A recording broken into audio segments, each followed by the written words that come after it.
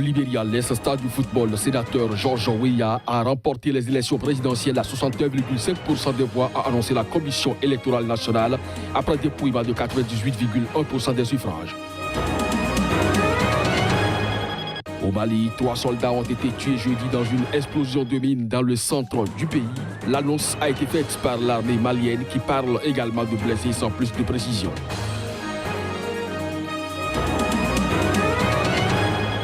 Attaque jeudi d'une localité de l'Est de la République démocratique du Congo. Dans cette opération qui a eu lieu à la frontière avec l'Ouganda, un militaire congolais et 6 miliciens Maïmaï ont été tués.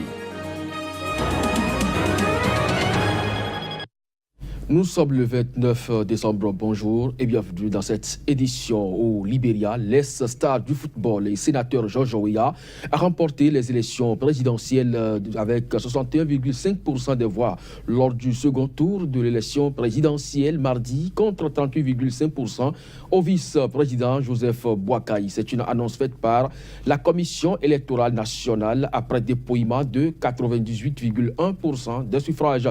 Attaquant star de Monaco, du Paris Saint-Germain et du Milan AC dans les années 90, Georges Weah doit succéder le 22 janvier à Ellen Johnson Sirleaf, marquant ainsi la première transition démocratique depuis plus de 70 ans dans ce pays anglophone d'Afrique de l'Ouest. On enchaîne cette édition avec le Mali où 3 soldats ont été tués jeudi dans une explosion de mine dans le centre du pays. L'annonce a été faite par l'armée malienne qui parle également de blessés sans plus de précision. Les éléments des forces armées maliennes ont été victimes de cette explosion de mine dans leur traque des terroristes. Reportage. L'incident s'est produit jeudi dans le secteur de Boulkessi à Mopti, dans le centre du Mali, à la frontière avec le Burkina Faso. 3 soldats des forces armées maliennes ont été victimes d'une explosion de mine durant la traque des terroristes qui ont pris le contrôle de cette zone depuis 2012. Selon l'armée malienne qui a fait l'annonce sur son site officiel sans donner plus de précision, le bilan est de 3 morts, on compte également des blessés. Toujours dans le centre du pays, l'armée malienne avait déjà perdu le 21 décembre dernier un militaire en repoussant une attaque près de Niono. Attaque au cours de laquelle 5 djihadistes ont été tués. Des zones entières du Mali échappent encore au contrôle des forces maliennes, françaises et des casques bleus, régulièrement visées par des attaques malgré la signature en mai-juin 2015 d'un accord de paix censé isoler définitivement les djihadistes. Depuis 2015, ces attaques se sont étendues au centre et au sud du Mali et le phénomène gagne les pays voisins, en particulier le Burkina Faso et le Niger. Attaque jeudi d'une localité de l'Est de la République démocratique du Congo. Dans cette opération qui a eu lieu à la frontière avec l'Ouganda, un militaire congolais et 6 miliciens Maïmaï ont été tués. C'est dans la province du Nord Kivu, précisément dans la localité de Kasindi, que la scène s'est produite. Kasindi, abritant l'un des principaux postes douaniers de l'Est du pays, elle enregistre un important flux de marchandises en provenance de l'Ouganda. C'est là que des combats entre les forces armées de la RDC et des miliciens ont eu lieu de longues heures durant. À la mi-journée jeudi, le bilan communiqué par l'un des porte-paroles de l'armée dans le Nord Kivu donne un soldat mort, 3 autres blessés, 6 miliciens tués et 3 autres capturés. L'officier n'a donné aucune précision sur l'identité des miliciens Maïmaï concernés par ces combats dans une zone où l'armée traque des rebelles ougandais musulmans de ADF depuis quelques mois. Les Maïmaï sont des groupes d'autodéfense constitués sur une base essentiellement ethnique. Nombre de ces groupes ont été armés par le pouvoir pendant la Deuxième Guerre du Congo pour combattre les envahisseurs ougandais ou rwandais. Certains n'ont jamais été désarmés. Lutte contre les migrations clandestines, l'Italie est prête à tous les moyens pour atténuer le flux de migrants clandestins, du moins candidats au départ. Le chef du gouvernement, Paolo Gentiloni, a annoncé jeudi le déploiement de 470 militaires au Niger à la demande de Niamey. Leur mission, renforcer le contrôle du territoire de ce pays par lequel transite le nombre assez important de migrants. Reportage. L'envoi des soldats italiens au Niger avait déjà été évoqué par la ministre de la Défense, Roberta Pinotti, devant les parlementaires en octobre. Le chef du gouvernement, Paolo Gentiloni, a abondé dans le même sens lors du sommet du G5 Sahel tenu mi-décembre à la Celle Saint-Cloud, près de Paris. Suite à une demande du gouvernement nigérien reçue au début du mois de décembre au gouvernement italien concernant une contribution italienne pour faire ce que nous faisons normalement dans ces pays, comme nous le faisons bilatéralement ou au niveau européen. Par exemple, en Libye, avec les gardes-côtes libyens, nous travaillons au renforcement des instruments de contrôle du territoire et des frontières, ainsi qu'au renforcement et à la formation des forces de police locales. Le Niger est un pays peut-être plus disposé que les autres à coopérer dans le domaine de la migration, car c'est un pays de transit. Si nous apportons notre contribution, comme l'Allemagne le fait par exemple, pour renforcer ce pays, nous faisons quelque chose de sacro-saint pour les intérêts nationaux italiens. Le Niger représente le principal pays de transit pour des dizaines de milliers de migrants qui arrivent en Libye et tentent ensuite de gagner les côtes italiennes et l'Europe. Pour le déploiement de l'Italie, il s'agira de 470 militaires, essentiellement du personnel retiré d'Irak ou du Koweït. Un premier contingent de moins de 200 personnes doit partir début 2018 pour gérer l'aspect logistique de cette mission et sera rejoint dans le courant de l'année par les autres militaires. Au Zimbabwe, l'ancien chef de l'armée Constantino Chiwenga, qui a dirigé le coup de force qui a mis fin en novembre dernier à 37 ans de règne du président Robert Mugabe, a officiellement accédé jeudi à l'une des deux vice-présidences du pays. Il devient ainsi la deuxième personnalité du pays après le président Emmerson Mnangagwa, qui reste au pouvoir jusqu'aux élections générales de 2018. Reportage. Le général à la retraite Constantino Chiwenga a prêté serment lors d'une cérémonie à la présidence à Harare, jurant d'observer, faire respecter et défendre la Constitution.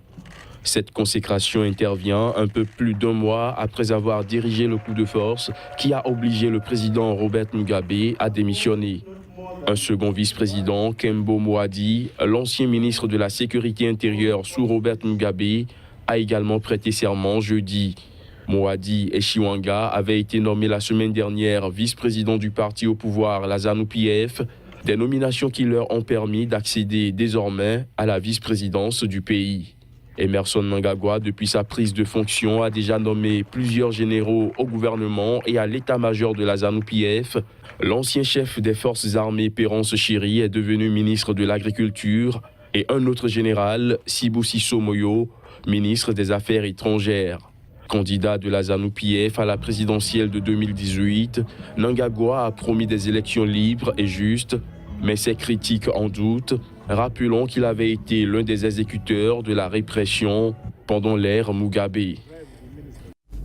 La Russie a perdu ce mercredi, selon une source spatiale, le contact avec le premier satellite angolais de télécom, Angosat, lancé mardi dernier du Kosmodrome de Baïkonour au Kazakhstan. Cela fait craindre un nouveau revers un mois après la perte embarrassante d'un autre appareil. Les images. À peine lancé par la Russie, le premier satellite angolais ne répond déjà plus. En effet, la Russie a perdu le contact ce vendredi avec le premier satellite angolais de télécom lancé depuis le cosmodrome de Baïkonour au Kazakhstan. Les experts russes et angolais espèrent toujours pouvoir établir la liaison avec l'appareil, mais en attendant, cette perte pose des questions à la fois en termes de responsabilité et d'impact sur le programme spatial russo-angolais. Si elle se confirme, cette perte tombe mal pour l'industrie spatiale russe, qui entendait relancer la plateforme de lancement automatisée Sea-Launch, là aussi avec une fusée ukrainienne. Notons que le coût de ce satellite est estimé à 280 millions de dollars. Les associations Prévention routière et Attitude Prévention ont publié les résultats de leur enquête édition 2017.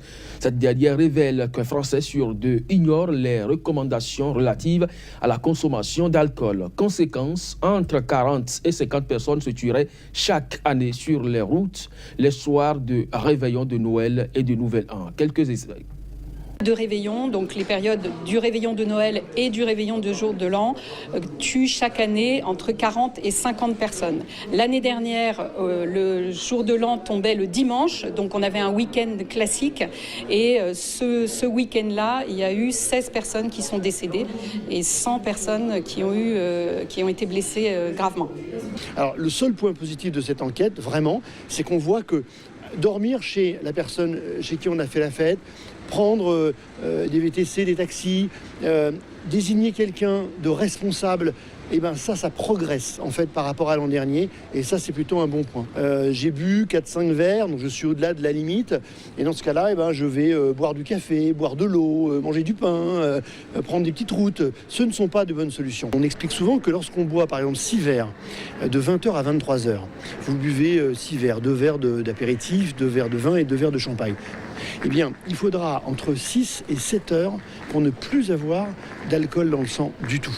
Et ça, les Français sont 1 sur 2 à l'ignorer totalement. Donc, ça, on ne peut pas dire je vais attendre un peu, je vais manger un peu plus, je vais boire de l'eau, parce que de toute façon, il faut 6-7 heures. Quand on a bu 6 verres, il faut retenir en gros que c'est 1 heure par verre d'alcool, à peu près. Voilà. Et donc, il faut être prudent. Les Chiliens préparent activement la visite en janvier du pape François. À l'occasion, le souverain pontife visitera pour la première fois une prison pour femmes, le centre pénitentiaire féminin de San Joaquín à Santiago, en Ain-l'Élu. Reportage. À l'annonce de cette nouvelle, les détenus du centre pénitentiaire féminin de San Joaquín à Santiago se disent fiers et émus d'avoir été choisis par le souverain pontife. 620 prisonnières pauvres parmi les pauvres y préparent avec joie la visite du pape François. Chaque fois que je parle du sujet, je suis très ému parce que la voir ici, croiser son regard, qu'il te donne cette paix, cet amour et qu'il ait choisi en particulier la prison pour femmes, je suis ravie, je suis fière, contente, impatiente. Et je sais que nous allons toutes pleurer quand nous verrons le pape. Parce que nous sommes des femmes, nous sommes des mères. Je porte un poids très lourd dans mon cœur. Depuis que je suis ici, j'ai perdu ma mère et il y a 2 mois, j'ai perdu mon fils. Mais je sais qu'il va m'apporter sa paix et que mon cœur va pouvoir se reposer tranquillement. Dans cet établissement, autrefois un centre religieux, la mère Nelly Léon, chargée depuis 13 années de la coordination de l'activité pastorale de la prison, a entendu des milliers d'histoires de douleur, d'angoisse, de désespoir et se félicite d'autant plus que le dignitaire religieux ait choisi de rendre visite à ces femmes. Dans les prisons, les détenus sont les femmes les plus pauvres. Celles qui sont privées de famille, d'éducation, de soins de santé, ce sont elles qui arrivent ici parce que celles qui peuvent se payer un bon avocat ne finissent pas prisonnières. Donc je pense qu'il faut regarder par ici aussi et ne pas avoir tant de préjugés. À San Joaquín, c'est dans la chapelle que se concentre l'essentiel des préparatifs, autour d'une crèche de Noël à peine terminée. Ce sera tout pour cette édition. Merci à vous de nous avoir suivis. L'actualité revient dans quelques instants sur Sika. À très bientôt.